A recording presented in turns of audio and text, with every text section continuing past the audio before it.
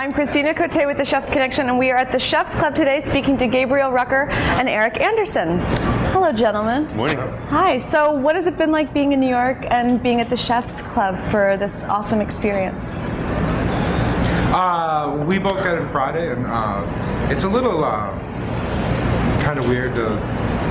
It takes a little getting used to see someone doing your food, and you know, I think we both just started tasting everything and walking up and down the line. But it's great. It's been a lot of fun. I mean, Didier is amazing. You know, they've been very, very nice to us and very welcoming. And, you know, we just kind of worked service Friday and Saturday, and had dinner last night, and then we'll kind of mill about today a little bit. That's great. Yeah. What's your experience been like? Well, it's for me, you know, I always look for reasons to come to New York and to enjoy the city, and it's a great city for the business that we're in. And you always, you know, it's funny, one of my cooks, we were talking about new menu stuff, and said, well, it seems like he brings cool stuff back every time you go, so let's figure out when you get back. So that's always nice, you know, to be in this city. Kind of sparks a little bit of energy creative-wise. Yeah. To be in the Chef's Club is really, it's been a good journey. It's been a journey of, you know, of kind of learning about patience in a certain sense, and letting go of control, because we are, you know, kind of teaching people how to do our recipes, which I don't think that are recipes that you've ever made either, over the internet essentially, right. And then showing up and seeing what has been done, and then learning that, you know, the way that Erik does things in his kitchen, the way that I do things in my kitchen are very specific to our kitchens and the way that we do things.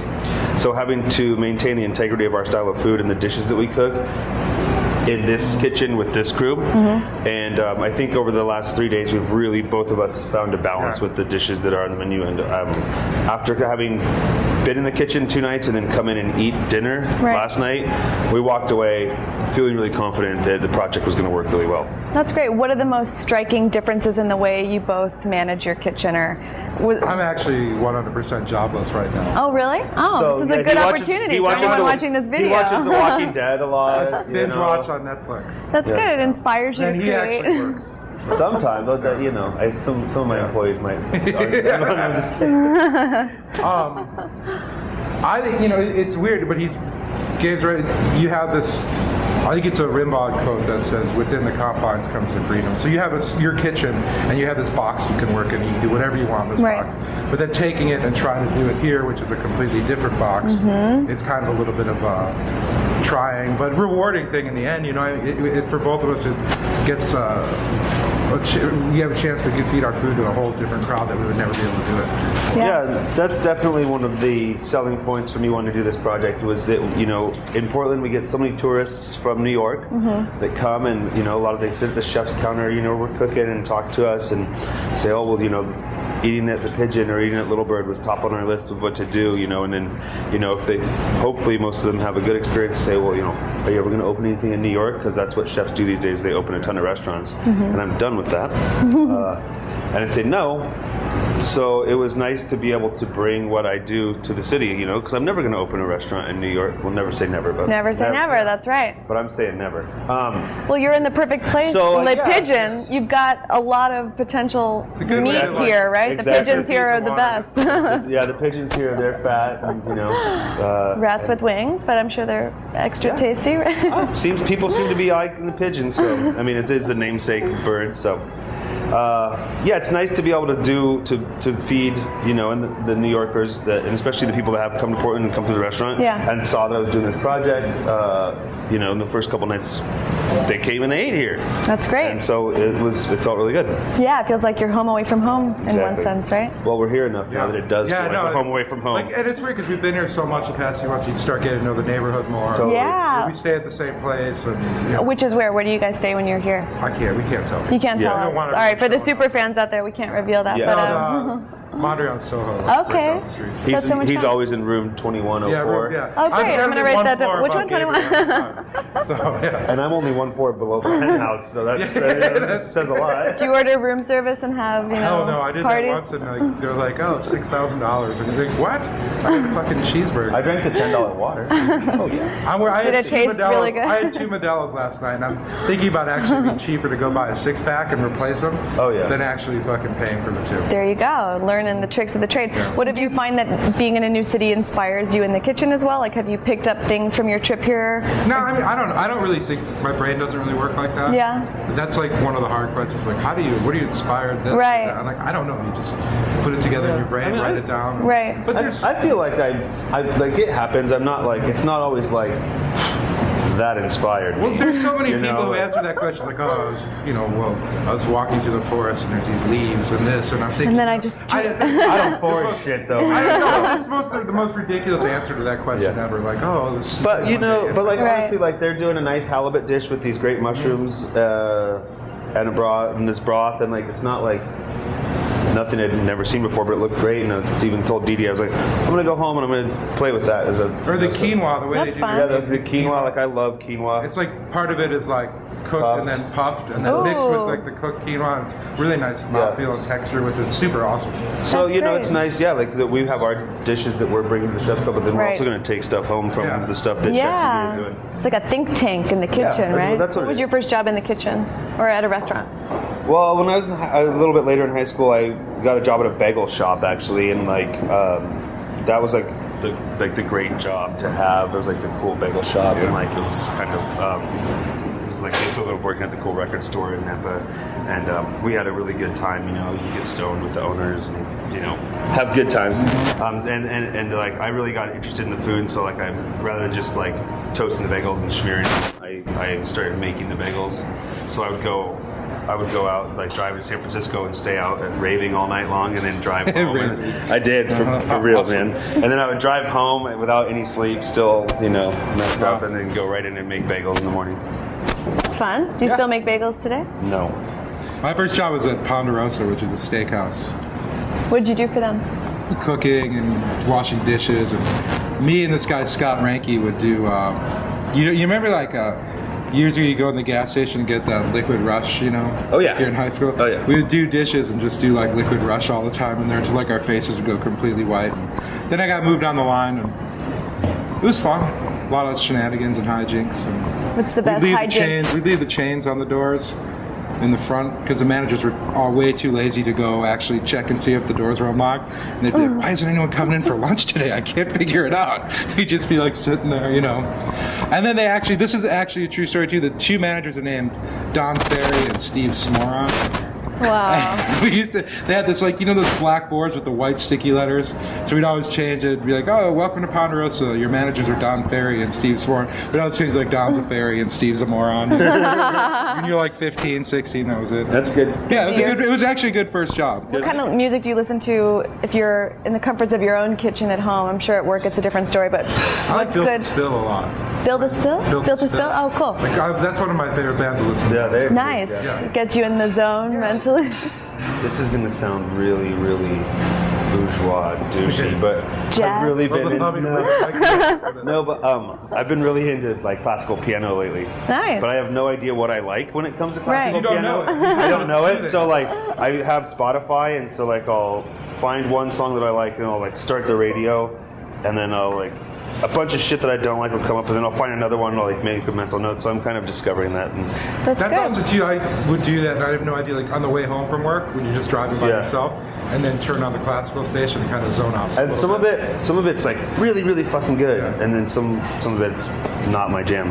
But I also like we collect records at home and That's have cool. like a record player in our like dining room kitchen area. So when you collect records, it's kind of like you never go to your record collection necessarily looking for one thing. You just flip through and it's whatever.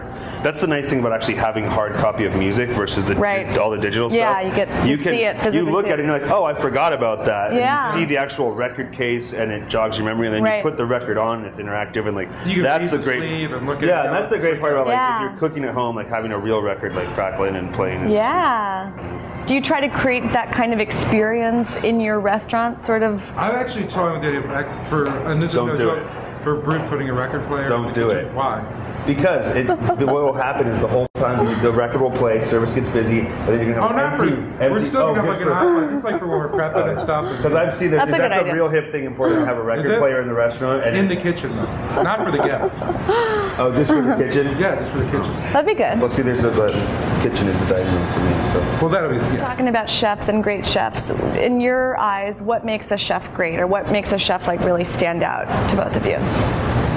That's really good. I recently got a chance to do something in Cleveland that Fran Adrio was involved doing his art exhibit. He spoke with Michael Ruman. He said, a good chef doesn't mean he's the best cook. Cooking is something you can learn. It's repetition and it's timing. A good chef is someone who can eat the best. Ooh. Which I thought was kind of a really good quote. That's different. You really think about That's Chef, But no, I mean, like how he was talking about reading a dish and how dishes should be eaten. And there's very few people who can look at a dish and say, okay, this is how it should be eaten. He said he's met two, like Robuchon and Pierre Hermé are like the two people he's ever met in his life that can actually read a dish and know how to eat it. That's amazing. But it's almost like, and then at the end of the day, we're just really making dinner. So that's kind of a heavy sauce. It's good. Esoteric, cool. But yeah. Yeah, it was super cool. What do you think? What makes a great chef? I think that Erik put his finger on it. Whatever. Yeah. Put the finger on it. Yeah. He hit the hammer on the head of the nail. Hit the nail on the head. There you go. At the end of the day, we're just making dinner. And someone that can actually, that's what I always tell my kids when someone gets too, it's like, we're making dinner. Just relax. And if you can go into your night with that attitude that you're just making dinner, but you're just making dinner that you really fucking care about a lot. Yeah. And that's a good attitude to have. We're not saving the whales. My last restaurant was there's very few people, which was amazing because we did all the prep, we did all the serving, we did everything.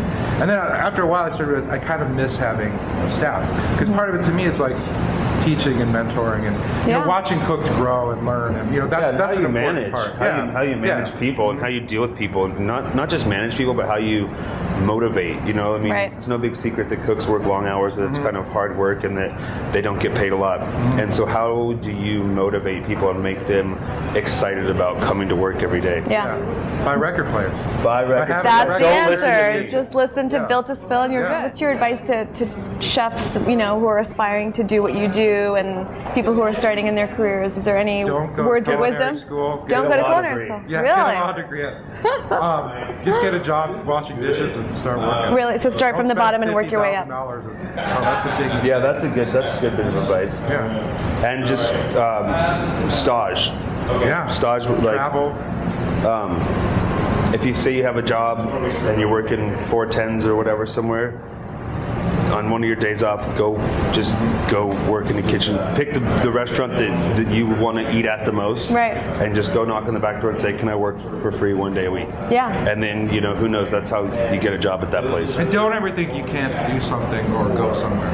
You know what I mean? Some people think everything's out of their reach. And don't have limits. That limits you, Yeah. And travel's great. And one of the things I always tell the cooks that are young chefs, when they make it to the point where they're able to contribute to the menu, it's not always what you put on the plate. Sometimes it's what you take off the plate. That's smart. That's good advice. Someone that's getting their first crack at being creative or putting a dish on the menu will generally try and do too much. There's 13, 14, 15. Yeah, so it's usually take a look and use your the idea that your brain is coming up with, and then I think it's like what Coco Chanel said, when you leave the house, take one thing off. One accessory. That's the same idea when you're What did you take off today? Rawr, this is getting heated. Taking these off here. My lip ring isn't it? I love it. Yeah, it's always good to take one facial piercing out. I took my septum piercing out before today. For the big interview, I just didn't think. I'll put it back on if you guys. Most of the time, I'll just forget about the thing that doesn't need to be there, and I'll make it. And I'll be like, "Oh, this is good." And it's like, "Oh shit, I forgot the sunchoke chips or whatever." It doesn't need that. Was there a defining moment in both of your careers that really kind of signaled to you that you were on the right path in terms of where you are today, or? I think it's a collection of defining moments, and I can't really define those defining moments, but it's more than just one thing. Yeah. It's a lot of, I think, honestly, for me, it's a lot of luck, a lot of being in the right place at the right time, but putting myself out there to be in the right place at the right time. So it's kind of a mixture of putting myself in a situation for good things to happen, and then letting the good things happen. That's great. That's good. Well put. That's very like the secret, right? Attracting kind of what you want to happen. You gotta be willing to make mistakes and hopefully learn from them. Yeah, learn from them, but hopefully the positives outweigh the negatives, and then that's how you move forward. What was the best time you ever failed? And I say that because sometimes you learn your best lessons from when you go down. Was there like a big mistake you made in the kitchen that really taught you something later? Yeah, don't walk away from the Roboku. From the what? The Roboku, you know. Okay. Walking on to, this is early on. All of a sudden I hear this giant crash and everyone get really mad, and I walk in the room like, oh shit. Oh no. Broke in half. It's like the only one in the restaurant had. That wasn't that good. No, it wasn't actually. We opened the Pigeon in 2006. East Burnside in Portland was all hookers, people selling speed and heroin, and then this little French bistro, which crazily enough, the French bistro won out, and there's not that many hookers, and there's not that many people. So I don't know if they are, but so we always get we got to know the bums and the drunks and stuff on a first name basis pretty much, or whatever nickname we gave them. But they would be coming in the doors and trying to walk out with beers that people were drinking and yelling. So we got used to kicking those people out. But customers that get unruly, I don't have any problem these days. I'm more, when I was younger, I was a little bit less apt to do it, and now my fuse is a little bit shorter. Yeah, and it's like you look at the majority of the people, like they dictate the room, like they're all having a good time. You should. For more with your favorite chefs, visit thechefsconnection.com. Yeah. You're gonna love it. Okay, awesome. wait. Just wait.